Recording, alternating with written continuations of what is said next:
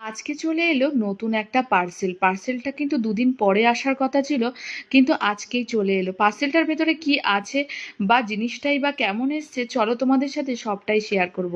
আমি কিন্তু প্রথমে এটা দেখে বুঝতেই পেরে গেছিলাম যে এটার মধ্যে কি আছে, কারণ কিছুদিন আগে আমি দুটো জিনিস অর্ডার করেছিলাম, তার মধ্যে তো অলরেডি একটা আগেই চলে এসছে।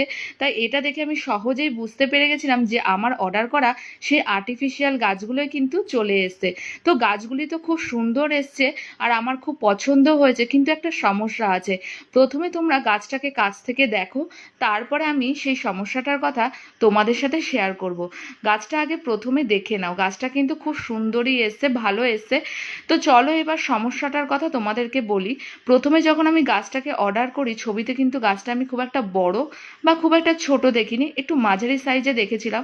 কিন্তু যখন এটাকে ডেলিভারি দিল তখন দেখলাম গাছটা কিন্তু ছোট সাইজের এসছে।